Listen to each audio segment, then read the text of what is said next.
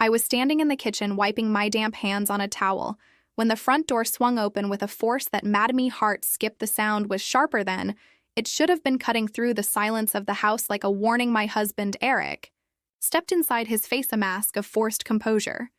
But it was not just him. A tall man followed closely, behind his posture, confident in a way that felt unnatural, like he was not a guest, but a man who already owned the place. His gaze was sharp, too sharp. It roamed over the furniture, the walls, the framed pictures, and then finally it landed on me, and it stayed there. The air in the room shifted. "This is my boss, Richard," Eric said, his voice unusually firm. There was no warmth, no casual ease, just a demand disguised as an introduction. "Make sure he feels at home." Something about the way he said it sent an immediate unease through my chest. It was not just the words, but the unspoken expectation behind them. A flicker of doubt passed through me, but I forced a polite smile. Richard stepped forward, offering his hand, but the moment I took it, I regretted it. His grip was deliberate, fingers pressing just a little too long against my skin. His smile stretched wide, but his eyes, those cold, unreadable eyes, held something else. "A pleasure," he said. His voice was smooth too, controlled. "Eric has told me a lot about you." I pulled my hand away as subtly as I could, feeling my stomach twist. Eric walked ahead into the living room as if nothing was amiss, but I could not shake the heavy silence that had settled around me. I followed them reluctantly, my pulse quickening with every step. Richard sat down on the couch, like he had done it 100 times before. His eyes never left me. "You have a lovely home," he said. But the way he said it felt off, like he was not complimenting the house, but something else entirely. "Thank you," I said softly, glancing at Eric, expecting him to notice the tension in the air. But he did not. Or maybe he just did not care. Dinner felt suffocating. Richard sat across from meat, the table, his posture relaxed, confident, while I tried to shrink into myself. Every now and then I would feel his gaze on me, lingering, assessing. He asked questions, personal ones. "How long have you been married? Do you cook every night? Do you ever get lonely during the day?" Each question felt deliberate testing. Eric, oblivious or willfully ignorant, laughed at all the right moments, nodding along as if everything was normal. "You are lucky," Richard mused, picking up his wine glass. "Not every man has such a devoted wife." Something about the way he said it made my skin prickle. Eric grinned, reaching across the table to take my hand, but his grip felt foreign, performative. "She is the best," he said, but it sounded rehearsed. I wanted to pull away. The conversation only grew more uncomfortable. Richard made comments, subtle law with something I could not quite place, but they settled in my chest. Like a weight. "You do not look like the kind of woman who enjoys sitting at home all day. Ever think about trying something new? You must get bored with the same routine." I kept my answers short, my fingers tightening around my fork as my appetite vanished completely. I wanted this night to be over after dinner. I excused myself to clean up. It was the first time I had been alone all evening, and I savored the moment. Then I felt it, a presence. My body stiffened, instinct tightening my grip on the dish in my hand. The air behind me felt too still, too close. Slowly, I turned. Richard was standing there, too close. His eyes held something dark, unreadable. He leaned slightly against the counter. His lips curved into a slow, deliberate smile. "You really are as beautiful as Eric said." The words hung in the air like poison. My breath caught my pulse, hammering against my ribs.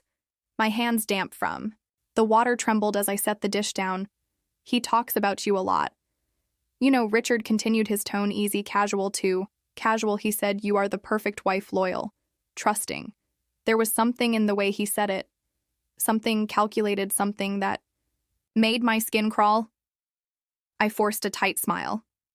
"Eric exaggerates." Richard tilted his head slightly, studying me. "I do not think he does." A lump formed in my throat. Heavy and unmovable, I glanced past him towards the doorway, hoping, praying that Eric would walk in. But he did not. Richard took a step closer. I stepped back. He chuckled as if amused by my discomfort. "Relax," he murmured, lifting his hands in mock innocence. "I am just making conversation." But it was not just conversation. It was a game, a test. The sound of Eric's voice finally broke the tension, calling from the living room. Richard, you want another drink? Richard held my gaze for a second longer, as if savoring the moment. Then with a slow, knowing smile, he turned and walked away. I exhaled sharply, gripping the counter for support. Something was wrong, very, very wrong. And for the first time, I realized that I was completely alone. In it, the air in the house felt different. After that night, it was not just the lingering discomfort from Richard's words. It was something deeper, something I could not quite place. A shift in the atmosphere, in the way shadows stretched across the walls longer than they should have, in the way my own home no longer felt like mine. I barely slept every time. I closed my eyes. I could still feel Richard's gaze crawling over my skin. I wanted to believe I was overthinking it, that maybe I was imagining things, but the feeling would not leave me by morning. I knew I could not stay silent as soon as Eric came into the kitchen. I turned to face him, arms folded tightly against my chest. He was making coffee. His movements lazy, like this was just any other morning, like nothing had happened. I do not like the way Richard looks at me. I blurted out, my voice sharper than I intended. Eric paused, the spoon in his hand hovering over his cup for just a second too long, then he stirred, slow and deliberate, as if considering how to respond. He is my boss, Emily. He exhaled, shaking his head. You need to stop overreacting. He is just being friendly. Friendly? I scoffed. Friendly? Men do not watch women like that, Eric. They do not say things like I cut myself off my stomach. Twisting saying it out loud made it feel even more real, and I hated that. He makes men comfortable. Eric set his cup down with a little too much force. His expression hardened, a flicker of something unreadable in his eyes. He is important. Emily, we need to keep him happy. A shiver ran down my spine at the way he said it, like this was not just about him, but about me too. Like I had an obligation to make Richard comfortable, no matter how much it made my skin crawl. I swallowed down the bile rising in my throat, then, as if the universe wanted to prove my fears right, Richard strolled into the kitchen. He was already dressed in fresh clothes, his hair slicked back, looking far too comfortable. In my home here at me, then turned to Eric. Hope you do not mind, he said. Casually, I think I will stay a few more days. My stomach dropped. Eric barely hesitated before nodding, of course. Stay as long as you want. I turned to look at him, my pulse hammering. Eric, his gaze flickered to me, a silent warning, a subtle shake of his head. Not now. I clenched my jaw. Richard smiled, slow and satisfied, like he had won something I did not even know I was playing for. He looked at me, amusement dancing in his eyes, as if daring me to say something. I bit my tongue until I tasted blood. The next few days were unbearable. Richard was everywhere. If I was in the kitchen, he found a reason to be there. If I was sitting on the couch, he sat just a little too close. His presence was suffocating, his gaze never straying far. It felt like he was waiting. And then there were the touches. They were not obvious, not enough to call out without sounding paranoid. But I felt them, the way his hand lingered a second too long on my back as he walked past, the way his fingers barely grazed mine when I sat down a plate, the way his leg pressed against mine when we sat at the dining table, and he did not move. It was calculated, and Eric saw it. I watched his reaction, waiting for him to say something, to do something, but he never did. He would glance at Richard, then at me, and then he would look away, as if it was not happening at all. I was alone in this that night. I woke up to something strange. It was the feeling of being watched. My eyes fluttered. Opened the room, shrouded in darkness except for the faint glow from the hallway. My pulse pounded in my ears as I turned my head toward the door, and there he was. Richard standing outside our bedroom door, just standing. Watching, a cold shiver ran down my spine, every muscle in my body tensing. I gripped the blanket, my breath coming in. Shallow gasps. Was I dreaming? This was real. His shadow stretched long against the hallway, light, unmoving. He was not even trying to hide. It slowly, as if testing the moment. I reached out toward Eric, my fingers shaking as I nudged his arm. Eric, I whispered, my voice barely audible. Wake up? Nothing. I pushed harder. Eric, he groaned, shifting slightly but not waking up.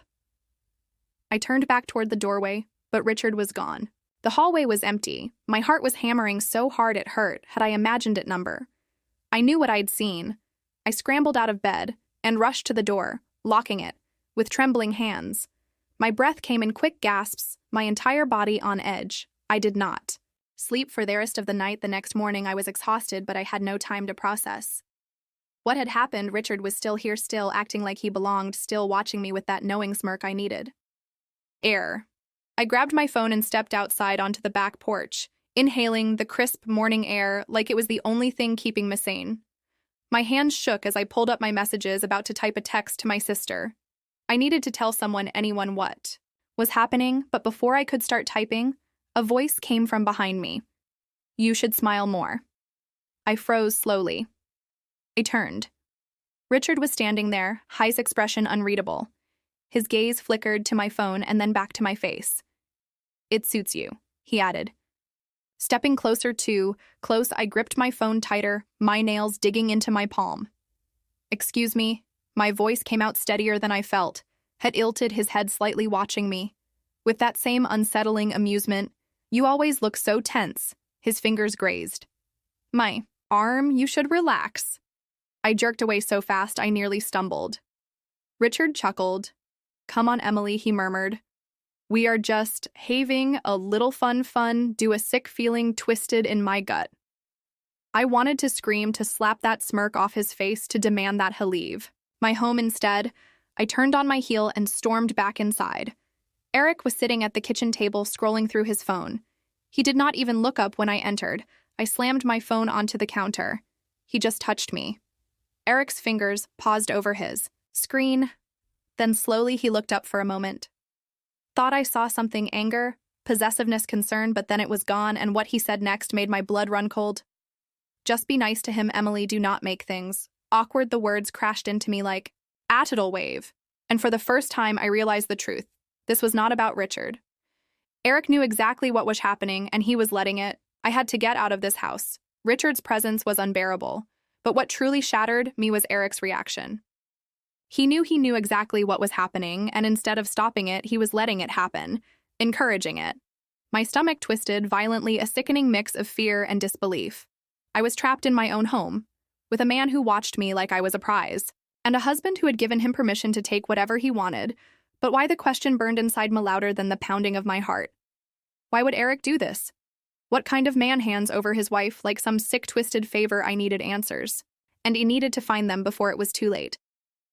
The house was eerily quiet. Richard was outside on the porch smoking, and Eric was upstairs in the shower. I only had a few minutes. My hands trembled as I moved swiftly through the living room, my eyes scanning for anything out of place. There had to be something, some clue, and then I saw it. A small black device, barely noticeable, tucked between the books on the shelf near the television. It was not there before I was sure of it. My heart lurched as I stepped closer, fingers hesitantly reaching for it. A camera. The tiny red light blinked. Recording. I sucked in a sharp breath. Horror crawling up my spine. Someone had placed a hidden camera in my living room, watching me, watching everything. My knees almost buckled as my mind raced through all the moments I had sat on this couch, changing my clothes, stretching, lounging in my pajamas, completely unaware who put this here. Eric. The realization hit me like a punch to the gut. This was not Richard's doing this. Was Eric's camera, but why? I fumbled with the device, my breath coming in rapid, uneven gasps. I had to know what was on it. I needed to see for myself with shaking hands. I grabbed Eric's laptop from the coffee table and connected the camera. My heart slammed against my ribs as the footage loaded, and then I saw it, Mr. sitting on the couch alone, reading a book. Then Eric walked in. He was looking straight into the camera. My throat tightened as I watched the screen. He sat down beside me, draping his arm over the couch, his fingers lightly grazing my shoulder. But he was not looking at me, he was looking at the camera. He knew it was there. The next clip played Richard sitting in the same spot, his eyes fixed on the cameras. Well, he leaned back, smirking, lifting a glass of whiskey, like he was toasting someone, like he was celebrating. I clapped a hand over my mouth, stifling the SOB that threatened to escape. Eric had planned this. He had been watching me, recording me, and worst of all, he had been showing Richard I could barely breathe as I slammed the laptop shut. My vision blurred, my entire body shaking. I needed to get out now. I rushed to the kitchen, my bare feet barely making a sound against the cold tiles I grabbed. My purse from the counter, my fingers fumbling. From my car keys, they were not. There I dumped everything out onto the floor. My heart racing, the keys were gone. Panic tightened around my chest like Avis. My breath came in sharp, shallow gasps as I ran to the front door, twisting the knob locked. I turned. To the back door locked, windows nailed shut. A wave of nausea crashed over me. As realization dawned, I was trapped. They had planned this. I backed away from the door, my pulse thundering so loudly I could barely think. I had to stay calm. I had to footsteps. Slow, deliberate, coming from the hallway. I spun around, my stomach lurching violently as I saw him. Richard leaning against the wall, arms crossed over his chest, watching me with that same smug, knowing expression. He had seen everything. What is the rush? Hushed voice, smooth, teasing. He took a step forward, and I instinctively stepped back, hitting the edge of the dining table. Stay away from me. I hissed, my voice shaking. He laughed softly, tilting his head like he found my fear amusing. Relax, Emily. You are acting like I am going to hurt you. My nails dug into the wood of the table behind me. My mind was screaming at me to run, but where every exit was blocked. Richard took another step forward, you know. He mused, reaching into his pocket for his cigarette. Case Eric and I have been talking about you for a long time. I felt my stomach drop. Told me how beautiful you are. How loyal, how perfect. His lips curved into a smirk, and how he is more than happy to share. A wave of nausea rolled through me. He is sick. I spat, my voice raw with rage and disgust. And so are you. Richard exhaled, a slow breath of smoke. His smirk widening, maybe he said. But that does not change the fact that you are exactly where you are supposed to be. His words made my blood run ice cold. I was trapped and I had no one to save me, but I was not going to let them win something. Inside me snapped. I forced my body to relax, my face smoothing into something unreadable fine. I murmured, my voice softer. You are right. I'm overreacting. Richard raised an eyebrow. That is more like it. I took a slow step forward. Let me make you a drink, too. I swallowed, forcing the words out to celebrate your stay. Richard grinned. Now that he said stepping aside is a good idea. I walked to the kitchen with my back straight. My hands steady inside, my mind was racing. Think, Emily. Think. I grabbed a glass and filled it with whiskey. Then with quick, precise movements, I reached for the small bottle of sleeping pills hidden in the back of the cabinet. I crushed 3 pills between my fingers and let the fine powder slip into the drink. I turned back, forcing a smile, and handed the glass to Richard. His fingers brushed mine as he took it, and then without hesitation he brought it to his lips and drank. I held my breath. 1 sip, 2, 3. Then he grinned, setting the glass down. I knew you would come around, he said. I smiled back and waited. Richard leaned against the counter, sipping the whiskey. I had just handed him. My heartbeat was a violent drum inside my chest, but I forced myself to stay composed. The weight of what I had just done set in my stomach like ice. 3 crushed sleeping pills, mixed seamlessly into the amber liquid, disappearing into his mouth with every slow sip. I could not afford to panic. Not now. Richard sighed, in satisfaction, his body relaxing as the alcohol seeped into his system. I knew you would come around, he murmured, his voice thick with amusement. He swirled the liquid in his glass, then lifted it in a mock toast to new beginnings. Swallowed, the disgust rising in my hands flew to the lock again, frantically twisting, pulling, begging the door to open, and then sirens. The sound hit me like a lifeline, piercing through. The chaos growing louder, closer. Eric froze. I yanked the door open, stumbled outside, gasping as the cold night air hit. My face, flashlights, voices, footsteps pounding on pavement. Ma'am, a voice, strong, urgent. A uniformed officer rushed toward me. Are you okay behind me? Eric cursed, but it was too late. The police swarmed the house. I turned, chest heaving, hands shaking as I watched 2 officers shove Eric against the wall. His protests cut off by the click of handcuffs. Another officer rushed past me, heading straight for Richard, who was still slumped in the chair, barely conscious, his glazed eyes lifted to mine for one final moment before he was dragged away. I stood there barefoot on the cold concrete, watching as they were both taken away, And yet, despite everything, the relief never came because a single chilling thought echoed in my mind. What if they had gotten away with it and worse? How many times has this happened before?